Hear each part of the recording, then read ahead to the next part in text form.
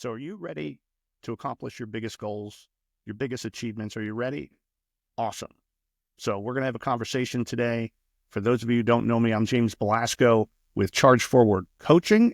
You could always go to chargeforwardcoaching.com. I have my other podcasts on there, blogs, more information about who I am, what I do.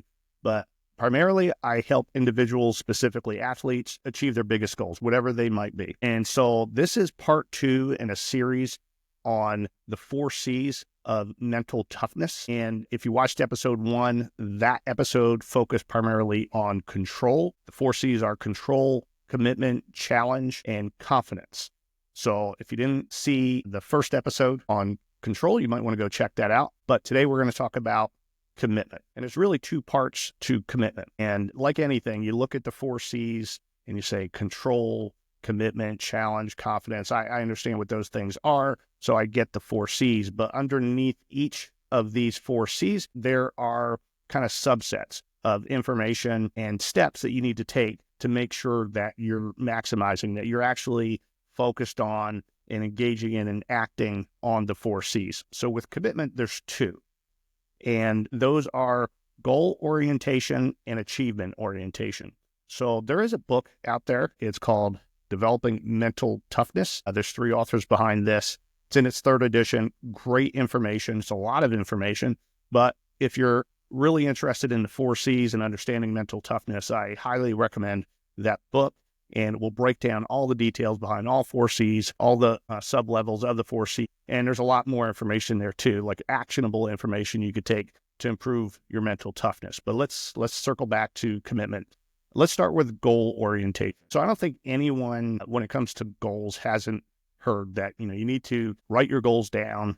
They need to be specific and measurable, right? You've heard SMART goals all the time and the importance of doing that. But the reality is most people have goals, but they really don't write them down. They don't put a specific focus on those goals, and they don't clearly define them and determine, what would be success with those goals. And that is the number 1 step you have to take when it comes to goal setting.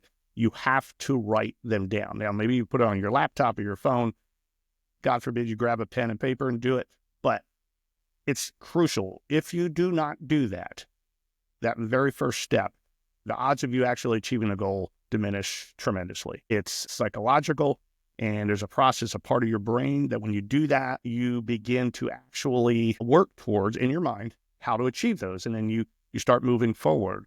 So a lot of people, it's really straightforward why they do not write down their goals and put it right in front of their face to read every day or every week, whenever. And it's really simple. It's because they're afraid they won't achieve them and it will fail. They will fail and they will be failures. And that's unfortunate because the goals are not there to really intimidate you or stop you or put fear in you. They should really motivate you and inspire you to get to where you want to go. And, oh, by the way, you probably are going to fail. Maybe not at every goal, everything you do, but working towards those goals. But there's a really high probability that you're going to have some failure along the way. Guess what? That's awesome because you're going to learn from that and you're going to grow from that. And for those of you who listened to a podcast a little bit earlier that had out there on the fixed mindset versus the growth mindset, that's a lot of what we talked about. You got to accept that there's going to be failure and then learn from that failure, grow from that failure, become stronger, smarter, better, and then you're ultimately going to get to your goals. So goals are really important. They have to be specific. You have to write them down. If you don't remember anything else that I say, writing down goals is something you have to remember and you have to execute on. So the second part of commitment, achievement orientation. And achievement orientation could be really summed up into one word, in my opinion, and that is grit. Grit, there's a great book out there by Dr. Angela Duckworth called Grit. I think millions of people have probably read it, and it really boils down to your passion and perseverance, not stopping. Most people, there's a lot of people actually that will write their goals down, but then they do not take the actionable steps towards those goals. They don't move forward. And if they do move forward, at some point they stop. Things get hard. They fall down. They don't want to get back up again for whatever reason. They have people telling them maybe it wasn't a great idea to pursue that goal or whatever it is. And they just back off and they stop. And you can't do that. Number one, you have to take action, begin to move forward. working towards those goals, actionable steps, tangible things that you do every single day, working towards the goal. And then simply, you cannot stop. You have to keep going. There's no other way to achieve the goals that you've written down. You have to keep going. You have to start and you have to keep going. One of the terms out there, we've all heard this, we've all done this, that is a dream killer and a goal killer is procrastination.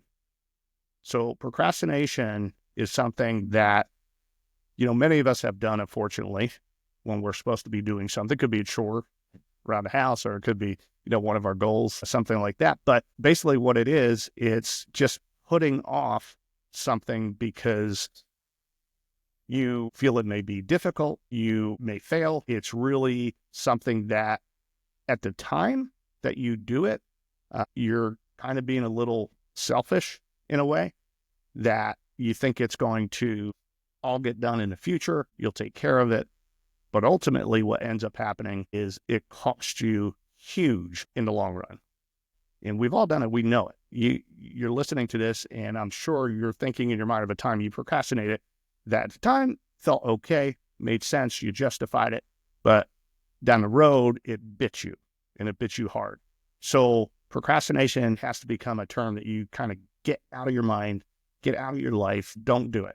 Procrastination is a killer of dreams and goals. So these two aspects, achievement orientation and goal orientation, go hand in hand.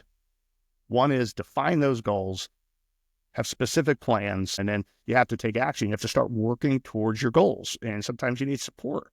Sometimes you need a coach like myself who can help you be in the right mindset to work through the things you need to do to achieve those goals, to not give up, not procrastinate, and get to where you want to be, because you can absolutely do it. So I hope that information was interesting to you. I hope you take action on that information, especially if you have a big goal.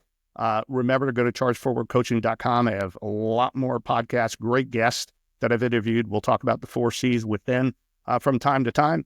And there's also more information about what I do and how you can get in touch with me. I offer free discovery calls. So if you just want to figure out, is coaching something that might help me or benefit me? Maybe I don't even know what this coaching thing is. You could go there, get that information, reach out to me, and we could have a brief conversation at no cost, all free, just to get a better understanding of coaching and a better understanding of who I am. And I could get a better understanding of what you're trying to accomplish and who you are. Also, very important, don't forget to subscribe, like, and share these episodes of Charge Forward Coaching Podcast, and make sure that you keep charging forward.